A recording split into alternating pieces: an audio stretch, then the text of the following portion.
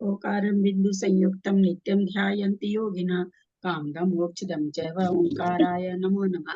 अविरल शब्द घनौघ प्रचाली सकल भूतल कलंका मुनि विरूपासी तीर्था सरस्वती हरतुन दूरितम अज्ञानातिमिरान्धानां ज्ञानाञ्जन शलाकया चक्षुरुन्मीलितं येन तस्मै श्री गुरवे नमः। श्री परम गुरवे नमः। परम्पराचार्य गुरुभ्यो नमः। सकल कलुष विध्वसकम श्रेषां परिवर्धकम धर्म संबंधकम भव्य जीव मन प्रतिबोधकारकम पुण्य प्रकाश पापणासमिदं शास्त्रम श्री आदिनाथ पुराण आदि पुराण ग्रंथराज नामधेयम श्री असमूल ग्रंथ कर्तारः श्री सर्वज्ञ देवास्तव उत्तर ग्रंथ कर्तारः श्री गंधर देवा प्रति गंधर देवा तेषां वचन सार्थमासाद्य श्रीमते जिनसेनाचार्य विधिचंदम शास्त्रम श्रोतारः सावधानतया शृण्वन्तु। मंगलम भगवान वीरो मंगलम गौतमो गणि मंगलम कुंद कुंदादो जैन धर्मोस्तु मंगलम सर्व मंगल मंगल्यम सर्व कल्याण कारकम प्रधानम सर्वधर्मानां जैनम जयतु शासनम जैनम जयतु शासनम सरस्वती नमस्तुभ्यं वरदे कामरूपिणि विद्यारंभं करिष्यामि सिद्धिर्भवतु मे सदा। द्वादश जिनवानी माता की जय। परम मांगलिक ग्रंथ आदि पुराण ग्रंथराज की जय। आचार्य भगवान श्री जिनसेनाचार्य की जय। आरिका पन्नालाल जी साहित्यकार की जय।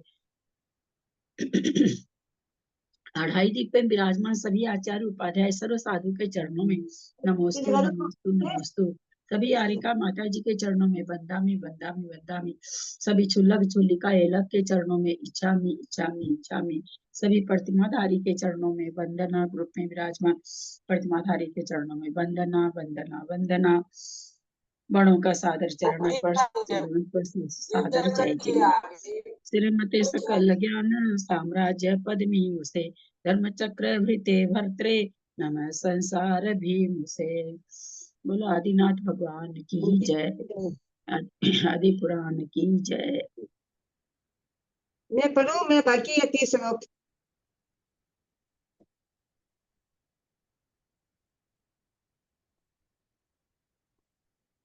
क्या भाई मैं पढ़ूं? हाँ पढ़ लीजिए जिसका है, मुझे नहीं पता मेरा किसका है। बाकी है 20-25 श्लोक। सुनिए भाभी, उम्र भाभी, आप हाँ। 190 तक पढ़ेंगी, बस गलती से लिखा गया उनसे। नहीं, मेरा 2 श्लोक पढ़ा हुआ है, 30 और पढ़ना मुझे। हाँ 200 पढ़ लो। 2 श्लोक पढ़ा हुआ है, 2 से 1 से पढ़ूंगी वापस। ये स्तनकारी आदि कोई औषधियां हैं, इनके मसाले आदि के 20 पढ़ना आपको। आदि के साथ पकाए गए अन्न आदि खाने योग्य पदार्थ अत्यंत स्वादिष्ट हो जाते हैं। ये स्वभाव से ही मीठे तथा लंबे लंबे थोड़े और ईख के पेड़ लगे हुए हैं। इन्हें दांतों से अथवा यंत्रों से पेल कर इनका रस निकाल कर पीना चाहिए। उन दयालु महाराज नाभिराज ने थाली आदि अनेक प्रकार के बर्तन हाथी के गंडस स्थल पर मिट्टी द्वारा बनाकर उन आर्य पुरुषों को दिए तथा इसी प्रकार बनाने का उपदेश दिया। इस प्रकार महाराजा नाभिराज द्वारा बताए हुए उपायों से प्रजा बहुत ही प्रसन्न हुई। उसने नाभिराजा मनु का बहुत ही सत्कार किया तथा उन्होंने उस काल के योग्य युक्ति का उपदेश दिया था। वह उसी के अनुसार अपना कार्य चलाने लगे। उस समय यहाँ भोग भूमि की व्यवस्था नष्ट हो चुकी थी। प्रजा का हित करने वाले केवल नाभिराज ही उत्पन्न हुए थे, इसलिए वे ही कल्प वृक्ष की स्थिति को प्राप्त हुए थे, अर्थात कल्प वृक्ष के समान प्रजा का हित करते थे। ऊपर प्रतिश्रुति को आदि लेकर नाभिराजा पर्यंत इन 14 मनुओं का क्रम से वर्णन किया है। वे सब अपने पुनर्भौम में विदेह क्षेत्रों में उच्च कुलीन महापुरुष थे। उन्होंने उस भौम में पुण्य बढ़ाने वाले पात्रदान तथा यथा योग्य भ्रष्टाचरण रूपी अनुष्ठानों के द्वारा सम्यक दर्शन प्राप्त होने से पहले ही भोग भूमि की आयु बांध ली थी। बाद में भी श्री जिनेन्द्र के समीप रहने से उन्हें क्षायिक सम्यक दर्शन तथा शुद्ध ज्ञान की प्राप्ति हुई थी, जिसके फलस्वरूप आयु के अंत में मरकर वे इस भरत क्षेत्र में उत्पन्न हुए थे। इन 14 में से कितने ही कुलकर्णों को जाति स्मरण था, कितने ही अवधि ज्ञान रूपी नेत्र के धारक थे। इसलिए उन्होंने विचार कर प्रजा के लिए ऊपर कहे गए लोगों कार्यों का उपदेश दिया था। वे ये प्रजा के जीवन का उपाय जानने से मनु तथा आर्य पुरुषों को कुल की भांति इकट्ठे रहने का उपदेश देने से कुलकर कहलाते थे। उन्होंने अनेक वंश स्थापित किए थे, इसलिए कुलधर कहलाते थे तथा युग के आदि में होने से ये युगादि पुरुष भी कहे जाते थे। भगवान विष्णुदेव तीर्थंकर भी थे और कुलकर भी माने गए थे। इसी प्रकार भरत महाराजा चक्रवर्ती भी थे और कुलकर भी कहलाते थे। उन कुलकर्णों में से आदि के 5 कुलकर्णों ने अपराधी मनुष्यों के लिए इस दंड की व्यवस्था की थी, अर्थात खेद है कि तुमने ऐसा अपराध किया। उनके आगे के 5 कुलकर्णों ने और माँ इन 2 प्रकार के दंडों की व्यवस्था की थी, अर्थात खेद है तो तुमने ऐसा अपराध किया, अब आगे ऐसा नहीं करना। शेष कुलकर्णों ने माँ और धिक इन 3 प्रकार के दंडों की व्यवस्था की थी, अर्थात खेद है, अब ऐसा नहीं करना, तुम्हें धिक्कार है, जो रोकने पर भी अपराध करते हो। भरत चक्रवर्ती के समय लोग अधिक दोष या अपराध करने लगे थे, इसलिए उन्होंने बंध बंधन आदि शारीरिक दंड देने की भी रीति चलाई थी। इन मनुष्यों की आयु ऊपर अमम आदि की संख्या द्वारा बतलाई गई है। इसलिए एक मिनट अनुराग भाई, अमम का मतलब, ललिता जी, अमम का मतलब? अरे एक काउंटिंग है, समय की काउंटिंग है। इसलिए अब उनका निश्चय करने के लिए उनकी परिभाषाओं का निरूपण करते हैं। 84 लाख वर्षों का एक पूर्णांक होता है। 84 लाख का वर्ग करने अर्थात परस्पर गुणा करने से जो संख्या आती है उसे पूर्व कहते हैं। इस संख्या में 1 करोड़ का गुणा करने से जो लब्ध आवे उतना एक पूर्ण कोटि कहलाता है। पूरे की संख्या में 84 का गुणा करने पर जो लब्ध हो उसे पूर्णांक कहते हैं तथा पूर्णांक में पूर्णांक अर्थात 84 लाख का गुणा करने से फल कहलाता है। इसके आगे जो न्यूतांक न्यूत आदि संख्याएं कही हैं उनके लिए भी क्रम से ही गुणाकार करना चाहिए। फल को 84 से गुणा करने पर न्यूतांक को 84 लाख से गुणा करने पर न्यूत को 84 से गुणा करने पर कुमदांक को 84 लाख से गुणा करने पर कुमुद को 84 से गुणा करने पर पदांक और पद्मांक को 84 लाख से गुणा करने पर पद्म को 84 से गुणा करने पर नलिनांग और नलिनांग को 84 लाख से गुणा करने पर नलिनी होता है। इसी प्रकार गुणा करने पर आगे की संख्याओं का प्रमाण निकलता है। अब क्रम से उस संख्या के आपका हो गया मैं भाभी, आपका हो गया 220 हो गया आपका।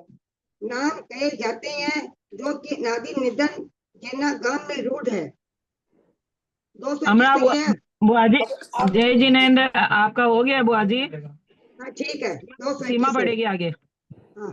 प्रणाम आंटी, मैं पीडीएफ से बोल रही हूँ आंटी, कुछ गलती हो तो क्षमा कीजिएगा, मैं पीडीएफ देख के बोल रही हूँ, किताब नहीं है मेरे पास।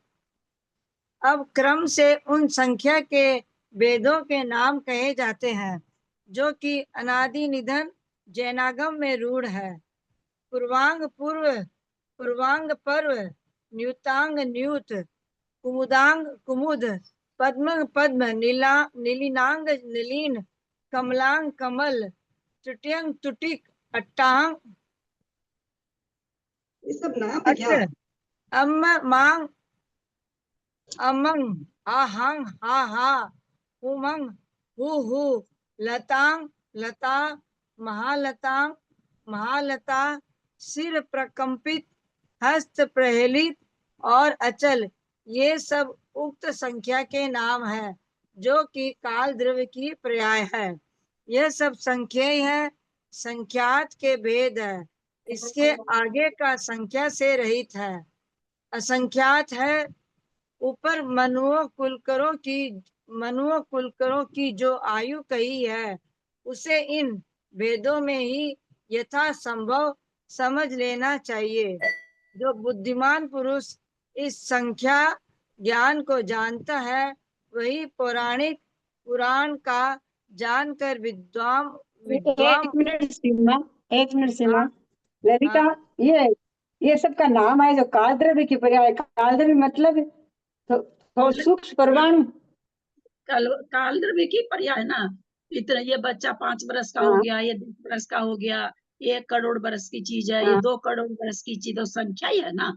संख्या सब काल द्रव्य है ना। मतलब 1 2 3 4 ये सब क्या सब संख्या काल काल द्रव्य की पर्याय हुई ये संख्या सारी। संख्या से काल हाँ, संख्या से मतलब काल हो गया यहाँ पर। काल द्रव्य संख्या काल द्रव्य की पर्याय है। अच्छा है। हाँ, काल से ही संख्या मतलब जानी जाती है ना। ये 5 बरस का हो गया, ये 10 बरस का हो गया, किससे जानते हैं? काल से ही जानते हैं ना। पढ़ो मतलब वही जो इतने नाम आए संख्या से आए। हाँ, जो क्या बोल रही है? सीमा पेज नंबर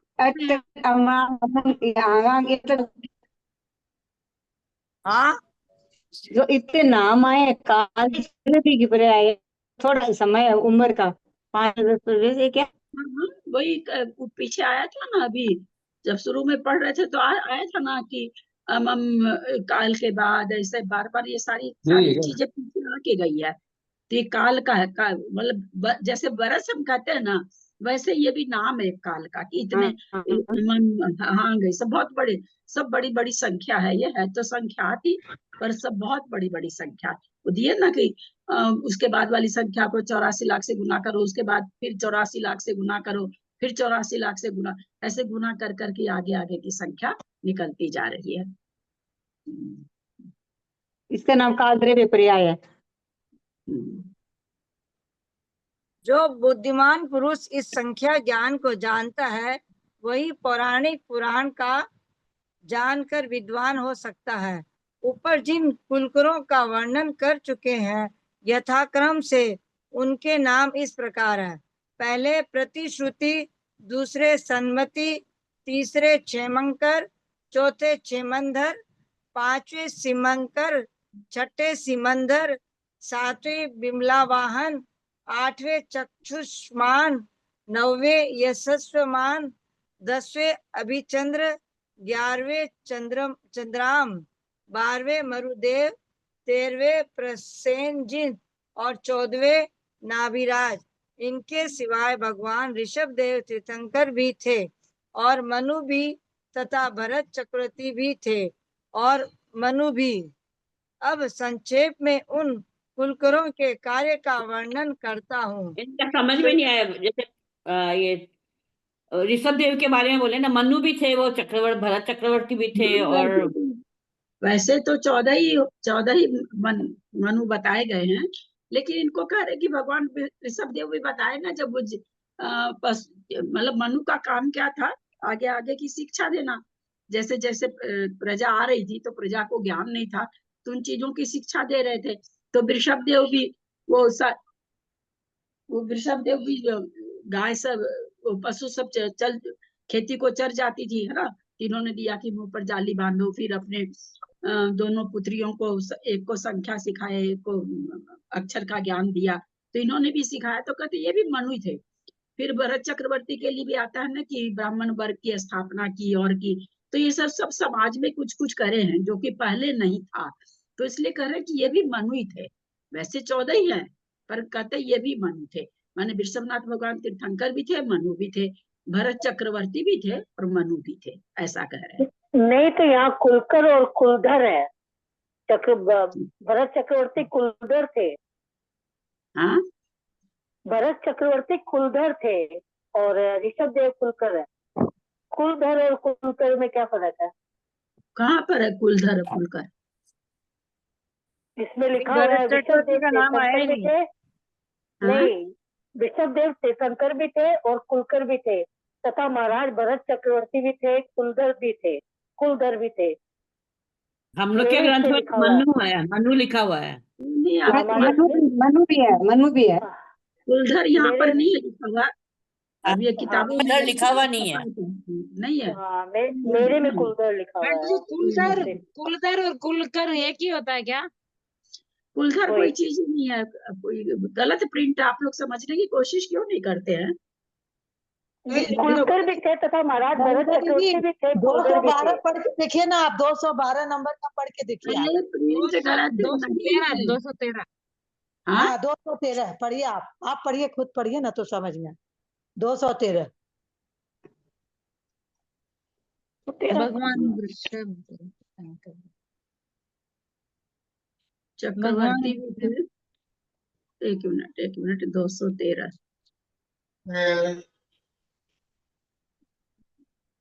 विषय कृत्यव कुल कृत्यव संबंध भरत चक्र धृतश्चैव कुल धृतश्चैव वर्णिता। इसका रीति है ना, वृषभनाथ तीर्थंकर भी थे और कुलकर भी मान जैसे भरत चक्रवर्ती महाराज चक्रवर्ती भी थे और कुलधर भी कहलाते थे। हाँ, कुलधर लिखा हुआ है ना। हाँ। संस्कृत में भी कुलधर ही है। हम्म। मुझे नहीं पता तो है। ये कुलकर और कुलधर में फर्क आ गया ना। दीदी हम लोग के शास्त्र में नहीं है ये,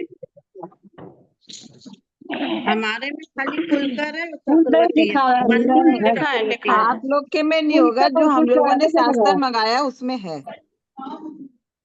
आंटी जी, और इसमें पैदल पीडीएफ जो में भी है। 212 में लिखा हुआ है भगवान कुल की भांति इकट्ठे रहने के उपदेश देने से कुलकर कहलाते थे। इन्होंने अनेक वंश स्थापित किए थे, इसीलिए कुलधर कहलाते थे। हाँ। जिन्होंने वंश स्थापित किया ना, ब्राह्मण वंश किया ना स्थापित, जो भरत अच्छा। थे, भरत ने ब्राह्मण वंश से, ब्राह्मण की उत्पत्ति तो भरत ने की है, उसीलिए इनको कुलधर कहा जाता है। इसी में दे रखा है ना, ऊपर ही तो दे रखा है, ठीक ही तो है। इसमें कुलकर दो आंटी जी, इसमें भारत चक्रवर्ती का कुलकर दो है। कुलकर भी है और कुलधर भी है, दोनों है। कुलकर और कुलधर दोनों नाम है। नहीं, भरत चक्रवर्ती को कुलधर कहलाते थे, वो वंश स्थापित किए इसीलिए। हाँ, यहाँ तो वही लिखा है। हाँ,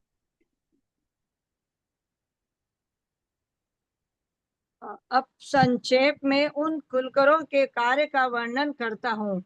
श्रुति ने सूर्य चंद्रमा के देखने से भयभीत हुए मनुष्यों के भय को दूर किया था। तारों से भरे हुए आकाश के देखने से लोगों को जो भय हुआ था उसे सन्मति ने दूर किया था। क्षेमंकर ने प्रजा में क्षेम कल्याण का प्रचार किया था। क्षेमधर ने कल्याण धारक किया था। सीमंकर ने आर्य पुरुषों की सीमा नियत की थी और सिमंदर ने कल्प वृक्षों की सीमा निश्चित की थी। विमल वाहन ने हाथी आदि कर सवारी करने का उपदेश दिया था। सबसे अग्रसर रहने वाले चक्षुष्मान ने पुत्र के मुख देखने की परंपरा चलाई थी। यशस्वान का जब सब कोई यशोगान करते थे, अभी चंद्र ने बालकों की चंद्रमा के साथ क्रीड़ा कराने का उपदेश दिया था। चंद्राम के समय माता पिता अपने पुत्रों के साथ कुछ दिनों तक जीवित रहने लगे थे।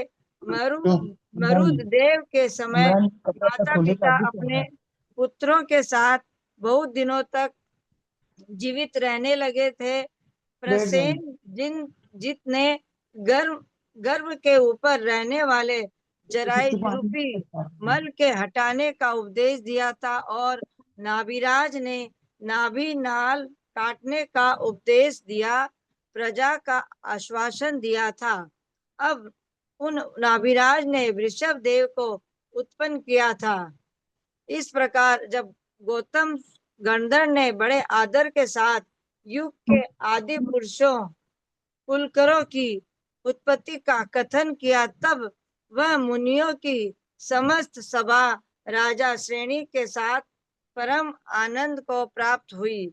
उस समय महावीर स्वामी की शिष्य परंपरा के सर्वश्रेष्ठ आचार्य गौतम स्वामी काल के 6 वेदों का तथा कुलकरों के कार्यों का वर्णन कर भगवान आदिनाथ का पवित्र पुराण कहने के लिए तत्पर हुए और मंगधेश्वर से बोले कि हे श्रेणिक सुनो।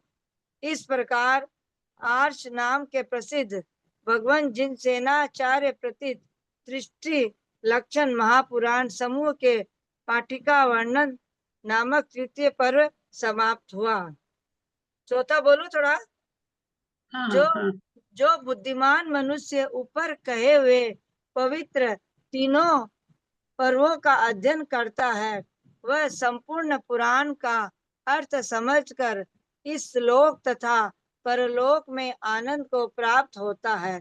इस प्रकार महापुराण की पीठिका कहकर अब श्री वृषभ देव स्वामी का चरित्र कहूंगा। पुराणों में लोक, देश, नगर, राज्य, तीर्थ, दान, तप, गति और फल, इन 8 बातों का वर्णन अवश्य ही करना चाहिए। लोक का नाम कहना, उसकी व्युत्पत्ति बतलाना, प्रत्येक दिशा तथा उसके अंतरालों की लंबाई चौड़ाई आदि बतलाना, इनके सिवाय और भी अनेक बातों का विस्तार के साथ वर्णन करना लोक ज्ञान कहलाता है।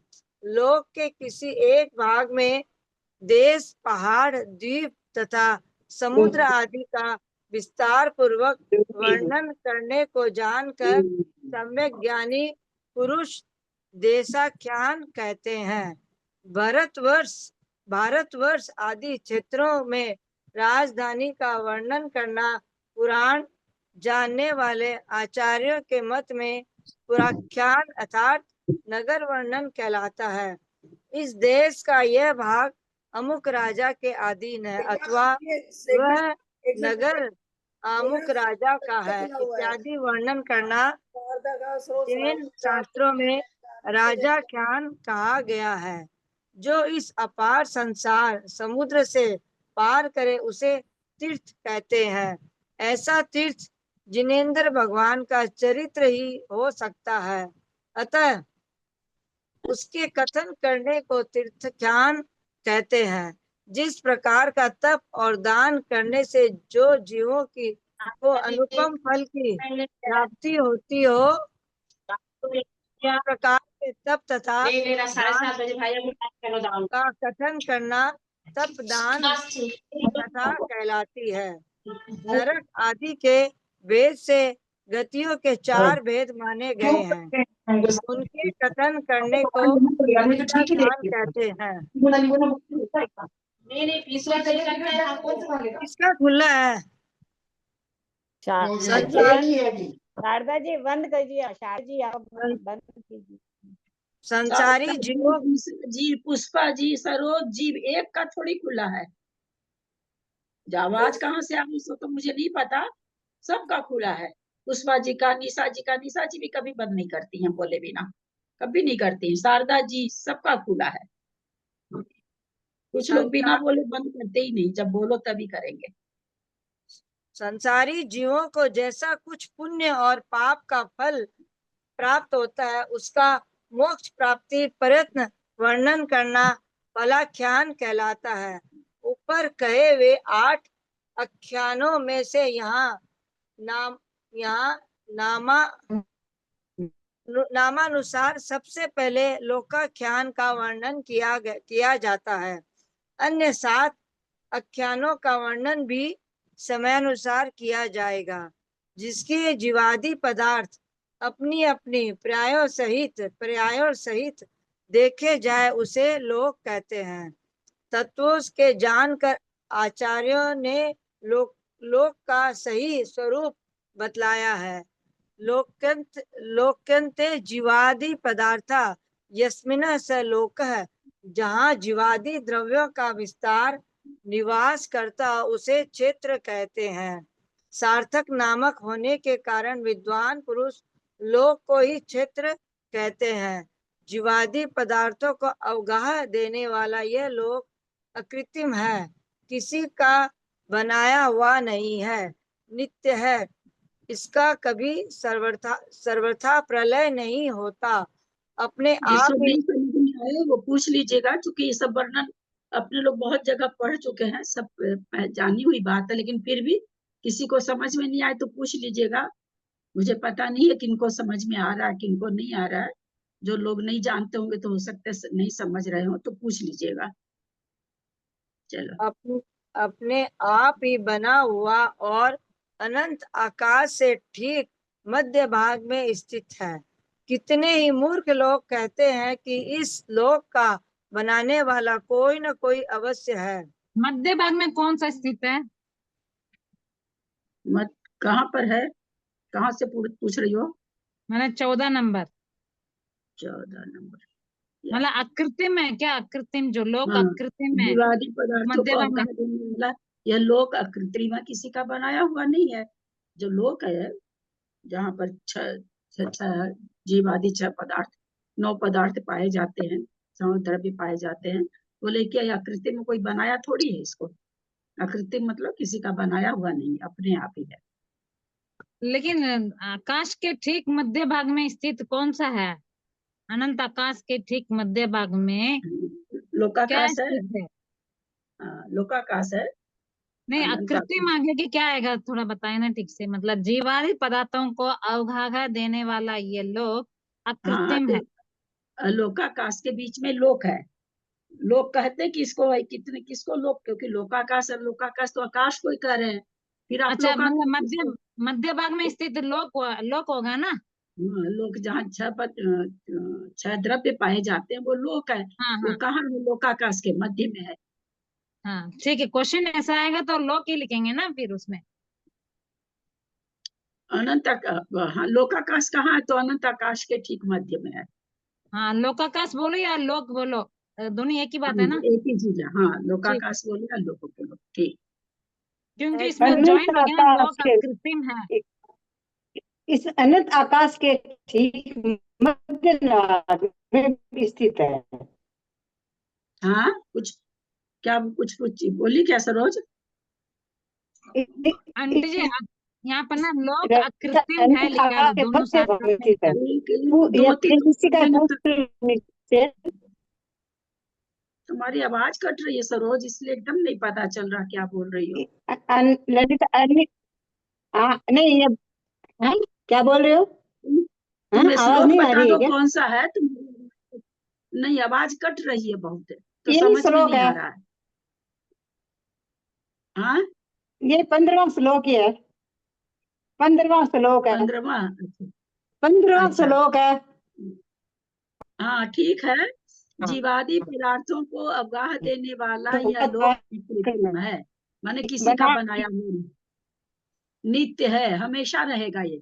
ऐसा नहीं कि कोई काल आएगा तो ये नष्ट हो जाएगा, ऐसा नहीं, ये लोक हमेशा ही रहेगा। इसका कभी सर्वथा प्रलय नहीं होता। कोई सोचे इसका पूरा का पूरा प्रलय हो जाए, तो ऐसा नहीं होता कि पूरा लोक हट करके टेढ़ा मेढ़ा हो जाए, खत्म हो जाए, प्रलय हो जाए, तो ऐसा कभी नहीं होता है। अपने आप ही बना हुआ है। इसको कोई बनाए, जो चीज बनाई जाती है उसके वो नाश होती है, नष्ट होती है, किसी की बनाई हुई तो है नहीं। तो कहते हैं अपने आप ही बना हुआ है। और अनंत आकाश आकाश के ठीक मध्य भाग में स्थित है, बीचों बीच है। लोकाकाश के बीच में लोकाकाश है। कितने ही मूर्ख लोग आंटी जी, इसमें कहते हैं। 4 क्वेश्चन हो जाएंगे ना? हाँ, 4 क्वेश्चन हो जाएंगे, 4 क्वेश्चन हो जाएंगे। क्वेश्चन तो कितना लोक, भी बना लो ना, 4 हाँ, क्या लोक 5 लोक अकृत्रिम है तो हाँ है कहना पड़ेगा। और हम्म, मतलब नित्य है, प्रलय नहीं होता है, वो कौन सा है? तो भाई लोक वही ही तो कह आएगा। रहे हैं। वही तो कह रहे हैं पुष्पा जी, क्वेश्चन तो कई बन जाएंगे, क्वेश्चन बनाने के लिए थोड़ी कमी है।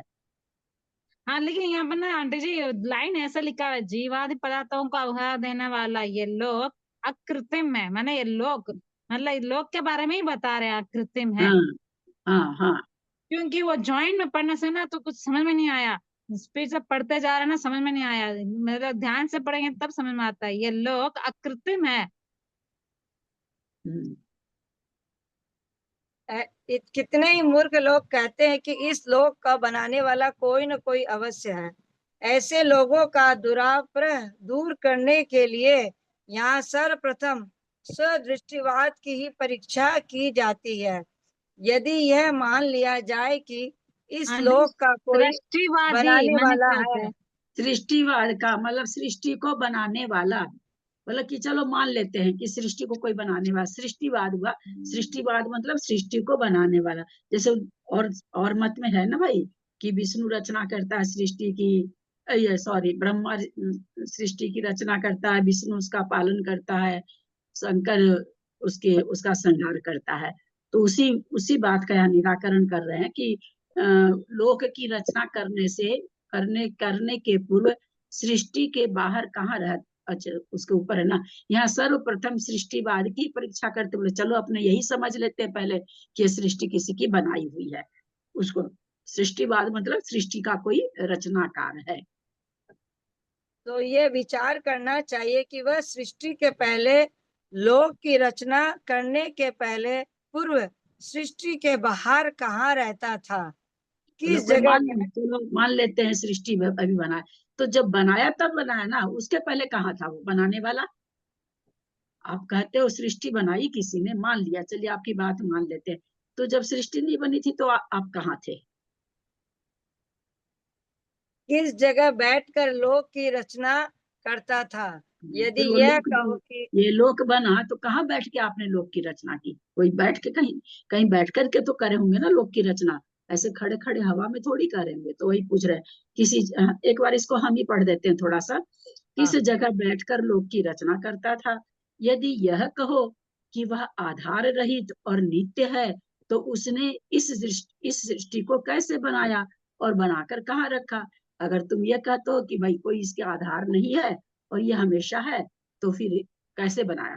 ऐसी आधार रहित चीज को, कोई भी चीज जब कोई बनाता है तो उसका पहले आधार होता है, बिना आधार के तो चीज बन ही नहीं सकती है। तो बोला आधार रहित कैसे हो सकती है? और मान लो वो भी हम मान ले कि ठीक है, तो कहाँ पर रखा? बिना आधार की चीज बना करके ऐसे कहाँ रखा? दूसरी बात यह है कि आपने उस ईश्वर को एक तथा शरीर रहित माना है। इससे भी वह सृष्टि का रचयिता नहीं हो सकता, क्योंकि एक ही ईश्वर अनेक रूप संसार की रचना करने में समर्थ कैसे हो सकता? बोला आप कहते हो कि एक ईश्वर है ना, अन्य मत वाले एक ही ईश्वर को मानते हैं और क्या मानते हैं कि भाई शरीर रहित है, तो फिर वो सृष्टि की रचना कैसे कर सकता है? एक ही ईश्वर कितनी तरह की संसार में सृष्टि में कितनी तरह की चीजें हैं, वो कैसे समर्थ कहते हो सकता है? एक आदमी इतनी सृष्टि को रचना करने में समर्थ नहीं हो सकता, यहाँ पर अपने मत वाले कह रहे हैं। तथा शरीर रहित अमूर्तिक ईश्वर से मूर्तिक वस्तुओं की रचना कैसे हो सकती है? दूसरा आप कहते हो कि ईश्वर अमूर्तिक है, शरीर रहित है, तो शरीर रहित आदमी शरीर वाली चीज को कैसे बना सकता है? मूर्तिक चीज को, मूर्तमान चीज को कैसे बना सकता है? क्योंकि लोक में यह प्रत्यक्ष देखा जाता है, मूर्तिक वस्तुओं की रचना मूर्तिक पुरुषों के द्वारा की जाती है। मूर्तिक वस्तु को कौन बनाता है? जैसे कुम्हार है, घड़ा बनाता करता, कपड़ा वाला कपड़ा बनाता, तो सब मूर्तिक है। तो ये कह रहा मूर्तिक वस्तु की रचना मूर्तिक पुरुष के द्वारा ही की जाती है। आप तो ईश्वर को अमूर्तिक मानते हो, अमूर्तिक ईश्वर इस संसार की रचना कैसे कर सकता है? संसार तो मूर्तिक है। जैसे कि मूर्तिक कुम्हार से मूर्तिक घट की ही रचना होती है। एक बात यह भी है, जबकि संसार के समस्त पदार्थ कारण सामग्री के बिना नहीं बनाई जा सकते। कोई भी चीज कब बनती है? घड़ा वगैरह कैसे कैसे बनाए गए? जैसे जैसे ज्ञान आता गया, चीजों की जरूरत पड़ती गई, कारण उपस्थित हुआ कि भाई पानी रखने के लिए कोई ऐसी चीज चाहिए तो घड़ा बना, तो उसको कहते कारण, है ना, कि पानी रखने का एक पात्र चाहिए था, ये कारण आया, तो भाई कैसे बना, तब उसकी रचना हुई। तो वही कह रहे हैं यहाँ पर, जबकि संसार के समस्त पदार्थ कारण सामग्री के बिना नहीं बनाए जा सकते। वस्त्र क्यों बना? बना क्यों? पहले वस्त्र की जरूरत पड़ी, तन को ढकने के लिए वस्त्र की जरूरत पड़ी, तब वस्त्र बना। वही चीज यहाँ बताना चाह रहे हैं। तब ईश्वर उसके बिना ही लोक को कैसे बना सकेगा? जब कोई कारण ही नहीं है लोक को बनाने, क्यों बनाएगा लोक? भाई क्या काम पड़ा लोक बनाने का? उसका कोई कारण था क्या? तो नहीं, ऐसा कोई कारण तो था नहीं, तो फिर लोक को क्यों बनाएगा? इस तरह से कई पॉइंट से काट रहे हैं इस बात को ना, इस बात का निषेध कर रहे हैं कि इस लोक को बनाने वाला कोई भगवान है, कोई ईश्वर है। इस बात की हर चीज से मतलब प्रतिवाद कर रहे हैं। यदि यह कहो यह पहले कारण सामग्री को बना लेता है, बाद में लोक को बनाता है, तो पहले कारण थोड़ी बनेगा। पहले तो जब हमको भूख लगती है तब रोटी बनाते हैं, है ना? तो भूख लगने का कारण थोड़ी पहले बनता है। भूख लगी तो उस कारण से हम रोटी बनाते हैं। तो ये कह रहा कि अगर आप ये कहो कि पहले कारण ही बना लेता है, बाद में लोक को बनाता है, तो यह भी ठीक नहीं है, क्योंकि इसमें अनवस्था दोष आता है। अनवस्था दोष मतलब पहले कारण होता है, फिर कार्य होता है। अगर आप कह देते हो कि पहले कारण की सामग्री को बना लेता है उस सामग्री को, और बाद में लोक बनता है, तो बोले इससे अनवस्था दोष हो गया। जो चीज बाद में होती है उसको आपने पहले कर दिया। कारण सामग्री को बनाने के लिए भी कारण सामग्री की आवश्यकता होती है। कारण की सामग्री बनाने के लिए भी, जैसे वस्त्र बनाने के लिए भी कपास की जरूरत होती है, तो कहते हैं बनाने के लिए भी कारण सामग्री की जरूरत होती है। यदि ईश्वर उस कारण सामग्री को भी पहले बनाता है, तो उसे द्वितीय कारण सामग्री के योग्य तृतीय कारण सामग्री को पहले बनाना पड़ेगा। अब जैसे कपड़ा कपास से बनता है, कपास पहले बना लिया, अब कपास बनाने के लिए खेती चाहिए, बीज चाहिए, ये कारण चाहिए, तो बोलो वो तीसरा कारण हो गया। तो कोई भी चीज यहाँ पर कह रहे कारण सामग्री को उसके पहले भी बनाना पड़ेगा, और इस तरह यह पारपाटी का भी अंत ही नहीं होगा, है ना? कपास रुई बनाने के लिए रुई का बीज लगाना पड़ेगा, बीज लगाने के लिए जमीन चाहिएगी तो हल चाहिएगा तो फिर बैल चाहिएगा हल चलाने के लिए, तो अंत ही नहीं आएगा, है ना? एक चीज के लिए एक चीज, एक चीज के लिए एक चीज, एक चीज के लिए एक चीज, तो कहते तो परिपाटी का अंत ही नहीं आएगा। यदि यह कहो कि कारण सामग्री स्वभाव से अपने आप ही बन जाती है, उसे ईश्वर ने नहीं बनाया है, तो यह बात लोक में भी लागू हो सकती है। कहते अगर आप ये कहो कि भाई कारण सामग्री स्वभाव से अपने आप ही बन जाती है, ईश्वर नहीं बनाया, तो फिर ये लोक के लिए भी बात हो गई क्या कि यहाँ पर लोक अपने आप ही बन गया है। फिर आप लोक में भी ये बात जानो कि लोक अपने आप ही बन गया है। मानना चाहिए कि लोक भी स्वतः सिद्ध है, उसे किसी ने बनाया नहीं है। चलो पढ़ो भाई, हम इतने में मेरा गला दुखने लगा। इसके अतिरिक्त एक बात यह भी विचारणीय है कि उस ईश्वर को किसने बनाया है। यदि उसे किसी ने बनाया है, तब तो ऊपर लिखे हुए अनुसार अनवस्था दोष आता है, और यदि वह स्वतः सिद्ध है, उसे किसी ने भी नहीं बनाया है, तो यह लोक भी तो ये अनवस्था दोष माने क्या होता है? हो सकता है, अपने आप बन सकता है। अनवस्था दोष, अनवस्था दोष माने क्या होता है?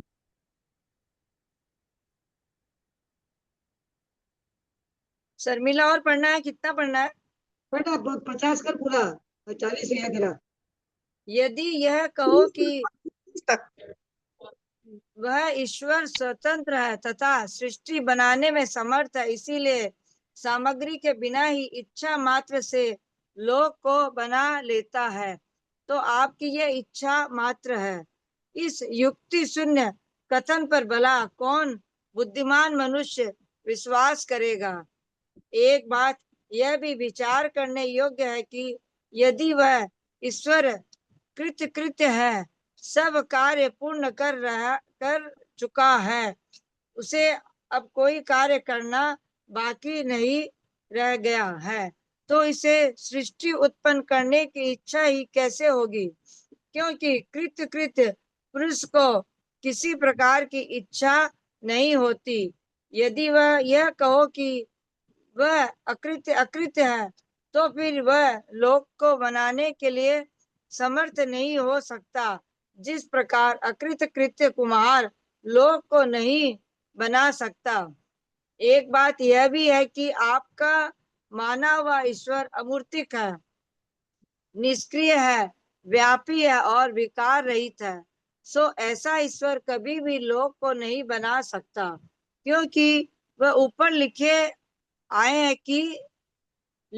हैं कि अमूर्तिक ईश्वर से मूर्तिक पदार्थ की रचना नहीं हो सकती।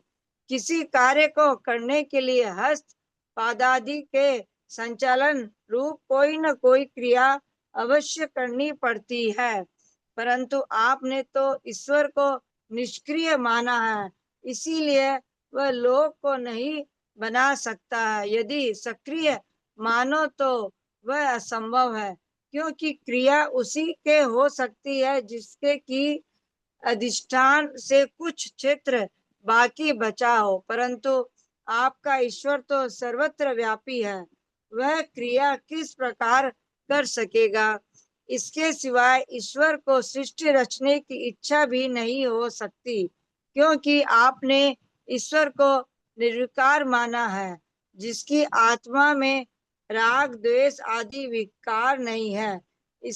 उसके इच्छा का उत्पन्न होना असंभव है, जबकि ईश्वर कृत कृत्य है तथा धर्म अर्थ काम मोक्ष में किसी की चाह नहीं रखता। तब सृष्टि के बनाने में इसे क्या फल मिलेगा, इस बात का भी तो विचार करना चाहिए, क्योंकि बिना प्रयोजन केवल स्वभाव से ही सृष्टि की रचना करता है, तो उसकी वह रचना निरर्थक सिद्ध होती है।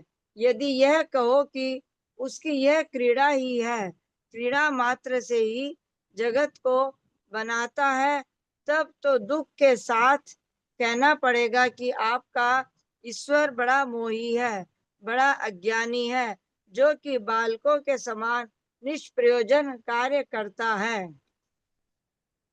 यदि यह कहो कि ईश्वर जीवों के शरीरादिक उनके कर्मों के अनुसार ही बनाता है, अर्थात जो जैसा कर्म करता है उसके वैसा ही शरीरादिक रचना करता है, तो यह कहना भी ठीक नहीं है, क्योंकि इस प्रकार मानने से आपका ईश्वर ईश्वर ही नहीं ठहरता। इसका कारण यह है कि वह कर्मों की अपेक्षा करने से जुलाहे की तरह परतंत्र हो जाएगा, और परतंत्र होने से ईश्वर नहीं यह रह सकेगा, क्योंकि जिस प्रकार जुलाहा सूत तथा अन्य उपकरणों के परतंत्र होता है तथा परतंत्र होने से ईश्वर नहीं कहलाता, इसी प्रकार आपका ईश्वर भी कर्मों के परतंत्र है तथा परतंत्र होने से ईश्वर नहीं कहला सकता।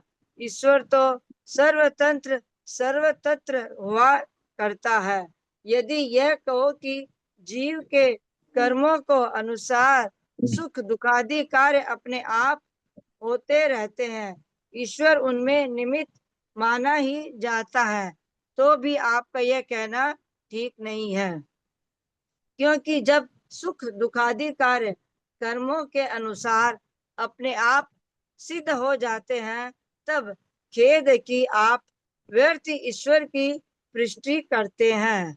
कदाचित यह कहा जाए कि ईश्वर बड़ा प्रेमी है, दयालु है, इसीलिए वह जीवों का उपकार करने के लिए ही सृष्टि की रचना करता है, तो फिर उसे इस समस्त सृष्टि को सुख रूप तथा उपद्रव रहित ही बनाना चाहिए था। दयालु होकर भी सृष्टि के बहुभाग को दुखी क्यों बनाता है।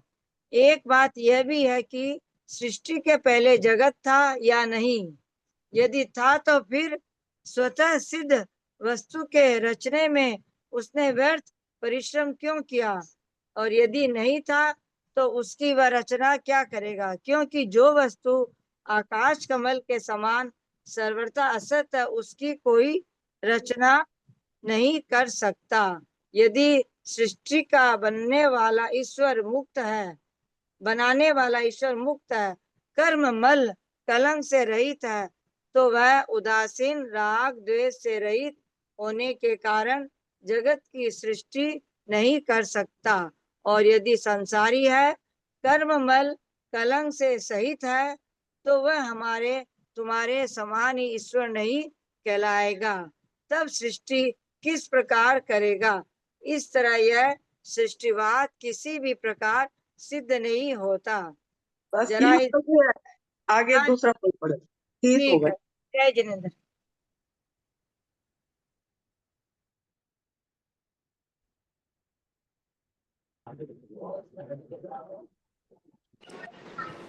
मंजू पाटनी का है नंबर। मंजू पाटनी मंजू पाटनी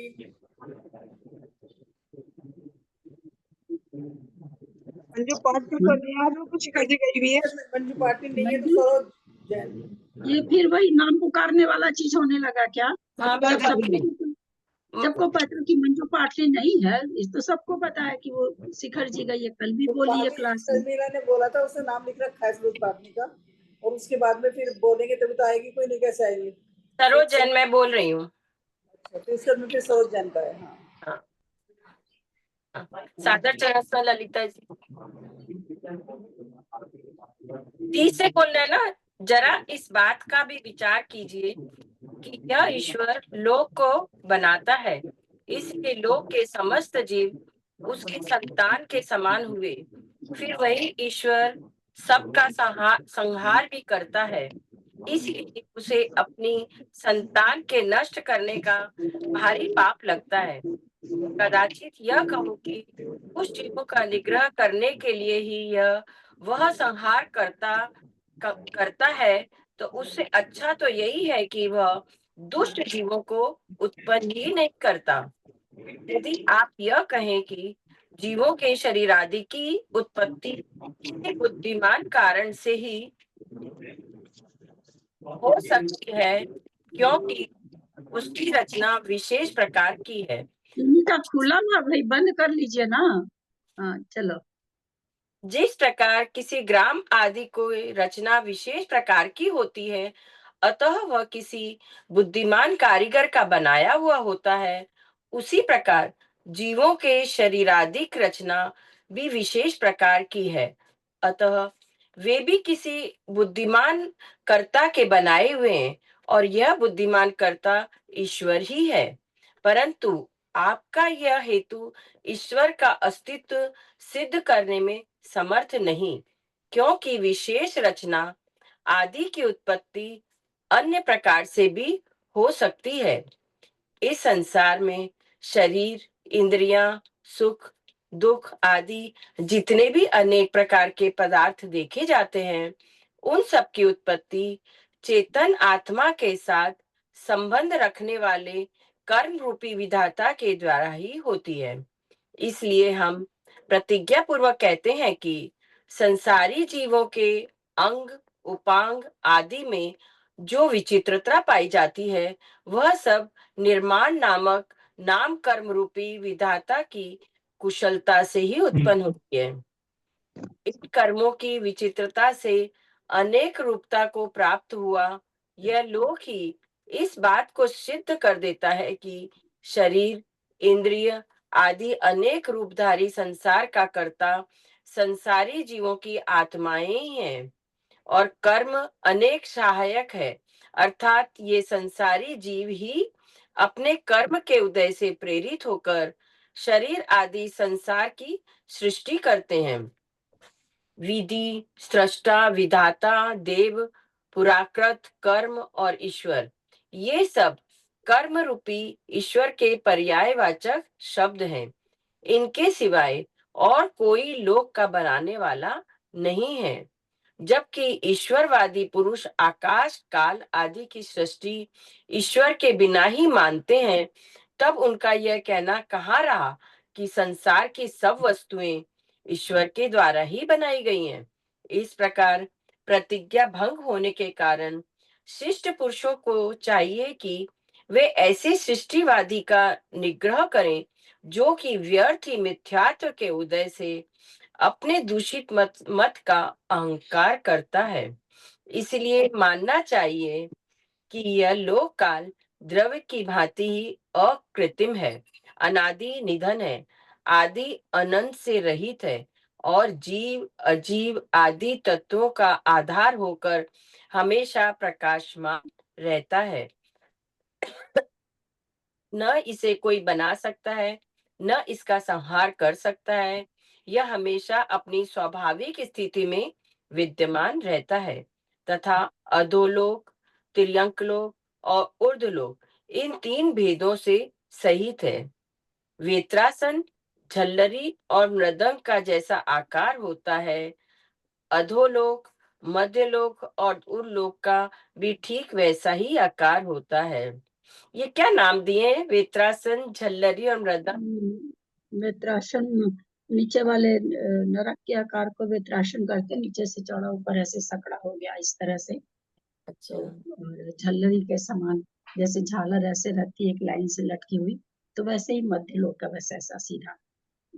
और मृदंग जैसे नीचे से सकड़ा, फिर ऐसे टीचर मृदंग बजाने वाला जो होता है ना, ऐसे तिरछा होकर के। हाँ, तो अच्छा, उर्दू लोग सब वैसा होता है, तो वही कह रहे हैं कि ये अधोलोक, मध्य लोक, ऊर्ध्वलोक का वैसा ही आकार है जैसा वेत्रासन का, झल्लरी का, मृदंग का होता है।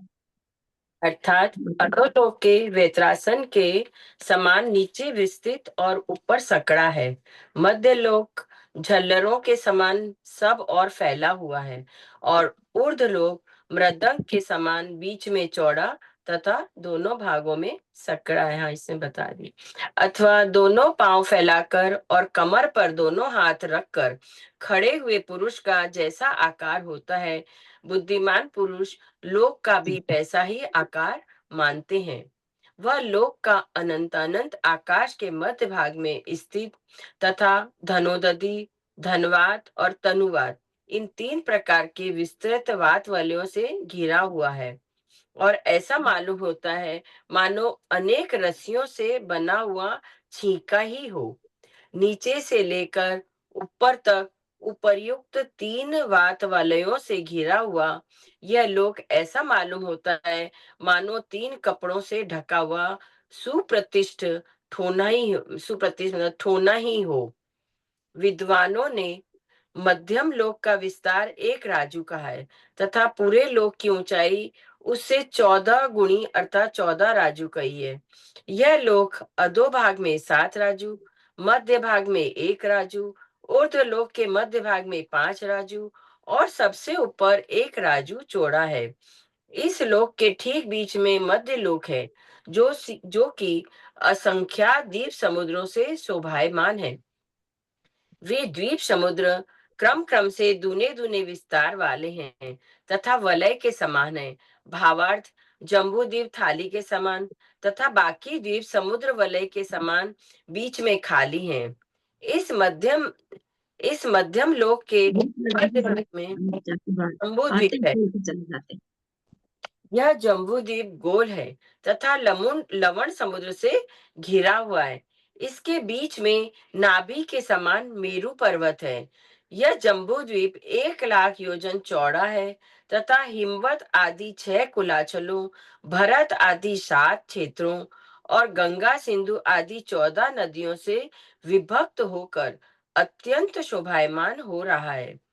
मेरू पर्वत रूपी मुकुट और लवण समुद्र रूपी करघनी से युक्त यह जम्बू द्वीप ऐसा शोभायमान होता है मानो सब द्वीप का राजा ही हो।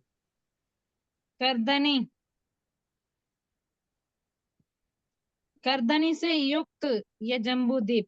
करधनी माने जो माथे में पहन जो कमर में नहीं पहनते कमर अपन में लोग उसको करधनी। तगड़े, हाँ उसको हाँ। करधनी कहते हैं। कमर कैसे? कमर गर्दनी मतलब कमर। कमर, हाँ ठीक। इसी जम्बू द्वीप में मेरू पर्वत से पश्चिम की ओर विदेश क्षेत्र में एक गंधिल नामक देश है जो कि स्वर्ग के टुकड़े के समान शोभायमान है। इस देश की पूर्व दिशा में मेरू पर्वत है। पश्चिम में उर्मी मालिनी नाम की विभंग नदी है। दक्षिण में सीतोदा नदी यहाँ दक्षिण में सीतोदा नदी है और उत्तर में नीलगिरी है। यह देश विदेश क्षेत्र के अंतर्गत है। वहां से मुनि लोग हमेशा कर्म रूपी मल को नष्ट कर विदेह शरीर रहित होते हुए निर्वाण को प्राप्त होते रहते हैं। इसीलिए उस क्षेत्र का विदेह नाम सार्थक है और रूढ़ी दोनों ही अवस्थाओं को प्राप्त है। उस गंदिल देश की प्रजा हमेशा प्रसन्न रहती है तथा अनेक प्रकार के उत्सव किया करती है। उसे हमेशा मन चाहे भोग प्राप्त होते रहते हैं, इसीलिए वह स्वर्ग को भी अच्छा नहीं समझती है। उस देश के प्रत्येक घर में स्वभाव से ही सुंदर स्त्रियां हैं, स्वभाव से चतुर पुरुष हैं और स्वभाव से ही मधुर वचन बोलने वाले बालक हैं। उस देश में मनुष्यों की चतुराई अनेक चतुराई पूर्ण वेशों से प्रकट होती है। उनके आभूषणों से उनकी संपत्ति का ज्ञान होता है तथा भोग विलासों से उनके यौवन का प्रारंभ सूचित होता है। वहां के मनुष्य उत्तम पात्रों में दान देने तथा देवाधिदेव अरहंत भगवान की पूजा करने ही में प्रेम रखते हैं। वे लोग शील की रक्षा करने में ही अपनी अत्यंत शक्ति दिखलाते हैं और पुरुषोत्तोपवास धारण करने में ही रुचि रखते हैं।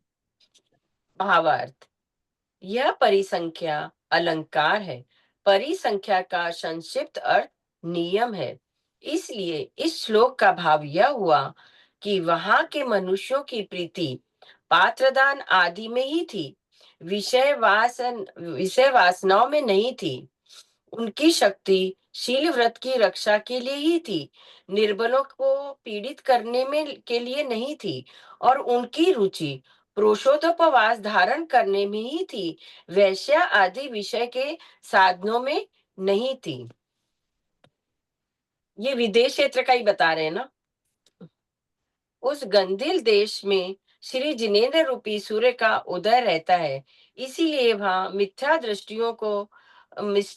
दृष्टियों का उद्भव कभी नहीं होता। जैसे कि दिन में सूर्य का उदय रहते हुए जुनों का उद्भव नहीं होता।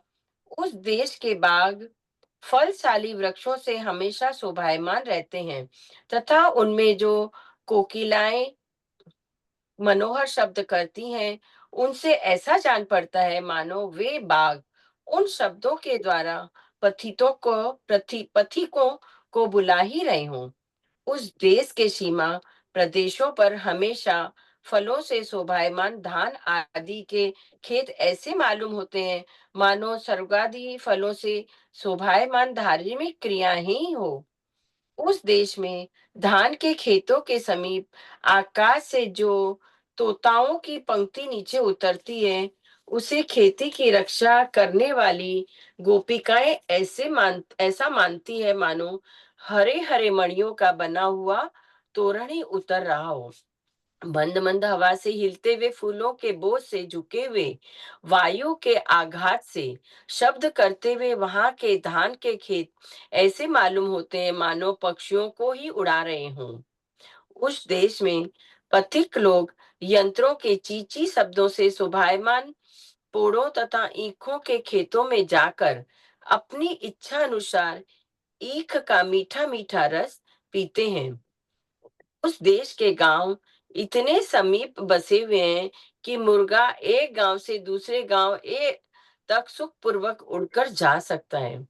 उनकी सीमाएं परस्पर मिली हुई हैं तथा सीमाएं भी धान के ऐसे खेतों से शोभायमान हैं जो थोड़े ही परिश्रम से फल जाते हैं। उस देश के लोग जब एक कला को अच्छी तरह सीख चुकते हैं, तभी दूसरी कलाओं का सीखना प्रारंभ करते हैं। अर्थात वहां के मनुष्य हर एक विषय का पूर्ण ज्ञान प्राप्त करने का उद्योग करते हैं तथा उस देश में गुणाधिरोपणी द्रत्य गुण न रहते हुए भी अपने आप को गुणी बताने की उद्दंडता नहीं है। उस देश में यदि मुनियों में शिथिलता है तो शरीर में ही है, अर्थात लगातार उपवास आदि के करने में उनका शरीर ही शिथिल हुआ है, समाधि ध्यान आदि में नहीं है। इसके सिवा निग्रह दमन यदि है तो इंद्रिय समूह में ही है, अर्थात इंद्रियों की विषय प्रवृत्ति रोकी जाती है। प्राणी समूह में कभी निग्रह नहीं होता, अर्थात प्राणियों का कोई घात नहीं करता। उस देश में उद्वास ध्वनि मतलब कोलाहल पक्षियों के घोंसलों में ही है, अन्यत्र उद्वास ध्वनि नहीं है, तथा वर्ण संकरता चित्रों के सिवाय और कहीं नहीं है। वहां के मनुष्य वर्ण संकर व्याभिचार जात नहीं है। उस देश में यदि भंग शब्द का प्रयोग होता है तो तरंगों में ही होता है। वहां के मनुष्यों में कभी भंग नहीं होता। मद तरुण हाथियों के गण स्थल से झरने वाला तरल पदार्थ का विकार हाथियों में होता है। वहां के मनुष्यों में मद अहंकार का विकार नहीं होता। दंड की कठोरता कमलों में ही है। वहां के मनुष्यों में दंड पारुष्य नहीं है, उन्हें कड़ी सजा नहीं दी जाती, तथा जल संग्रह तालाबों में ही होता है। वहां के मनुष्यों में जल संग्रह नहीं होता। उस देश के नगर स्वर्ग के समान है, गांव देवकुरु उत्तर कुरु भोग भूमि के समान है। घर स्वर्ग के विमानों के साथ स्पर्धा करने वाले हैं और मनुष्य देवों के समान है। उस देश के हाथी ऐरावत आदि दिग्गजों के साथ स्पर्धा करने वाले हैं। स्त्रियां दिक्कुमारियों के समान हैं और दिग्विजय करने वाले राजा दिक्पालों के समान हैं। उस देश में मनुष्य का संताप दूर करने वाली तथा स्वच्छ जल से भरी हुई अनेक बावड़ियां शोभायमान हो रही हैं। किनारे पर लगे हुए वृक्षों की छाया से उन बाड़ियों में गर्मी का प्रवेश बिल्कुल ही नहीं हो पाता, तथा वे प्यायों के समान जान पड़ती है। इस देश में कुएं तालाब आदि भले ही जलाशय हों, तथापि वे अपनी रसवक्ता से मधुर जल से लोगों का संताप दूर करते हैं। उस दीदी देश 50 की हो गए नदियां आपका शायद। वैश्याओं के समान शोभायमान होती है। ये पैराग्राफ पूरा कर लो। अच्छा, पैराग्राफ तो पूरा है, ये लाइन पूरी कर लेती हूँ। क्योंकि वेश्याएं जैसे विपक्का अर्थात विशिष्ट पंख पाप से सहित होती है, उसी प्रकार नदियां भी विपक्का अर्थात कीचड़ रहित है।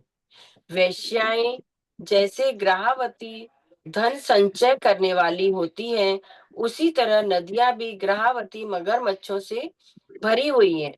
वेश्याएं जैसे ऊपर से स्वच्छ होती है, उसी प्रकार नदियां भी स्वच्छ साफ हैं। वेश्याएं जैसे कुटिल वृत्ति मायाचारणी होती है, उसी तरह नदियां भी कुटिल वृत्ति टेढ़ी बहने वाली हैं। क्या करूं, बंद करूं क्या? 80 तक कर लो मेरे ख्याल। हाँ, बीच में ऐसे समझ ही नहीं आएगा, है ना। वेश्याएं जैसे अलंग्य होती हैं, विषयी मनुष्यों द्वारा वशीभूत नहीं होती हैं, उसी प्रकार नदियां भी अलंग्य है, गहरी होने के कारण तैर कर पार करने योग्य नहीं है। वेश्याएं जैसे सर्वभोग्या ऊंच नीच सभी मनुष्यों के द्वारा भोग्य होती है, उसी प्रकार नदियां भी सर्वभोग्य पशु पक्षी मनुष्य आदि सभी जीवों के द्वारा भोग है। वेश्याएं जैसे विचित्रा अनेक वर्ण की होती है, उसी प्रकार नदियां भी विचित्रा अनेक वर्ण अनेक रंग की अथवा विविध प्रकार के आश्चर्यों से युक्त है। और वेश्याएं जिसे निम्नगा नीच पुरुषों की ओर जाती है, उसी प्रकार नदियां भी निम्नगा ढालू जमीन की ओर जाती है। 73 पे। हाँ, ठीक समय हो गया। वैसे मेरा होना चाहिए ना, 30 से चालू किया था मैंने। 30 से 80 पे होना चाहिए था। क्या होता है? 80 पे खत्म होगा। क्या बोल रही हो? हमारे साथ क्या बोल रहे हैं पुष्पा जी? निम्नगा निम्नगा निम्नगा माने नीचे की ओर बहना, है ना। पानी नीचे की ओर बहता है ना, तो वही करे, जैसे वेश्या नीच पुरुषों की ओर जाती है, भागती है नीच पुरुषों की ओर, नीच पुरुषों के साथ पास आते हैं, तो कहते हैं वेश्या किसके पास भागती, निम्न पुरुषों की तरफ गमन करने वाली होती है। उस प्रकार नदियां भी ढालू जमीन की ओर जाती है, नीचे की ओर गमन करने वाली होती है। जिनवानी स्तुति करें, कल पढ़ लीजिएगा सरोज जी। हाँ हाँ, कोई प्रणाम दीदी।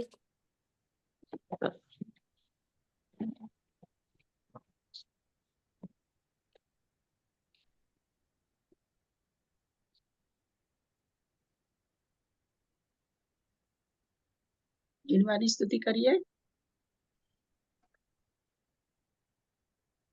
यदक्षरमात्रा पदवाक्यहीनं मया प्रमादादि किञ्चनोक्तं तन्मे क्षमित्वा विदधातु देवी सरस्वती केवल बोधलब्धिं बोधि समाधि परिणाम सिद्धि संतोपलब्धि शिव सौख्य सिद्धि चिंतामणिं चिंतित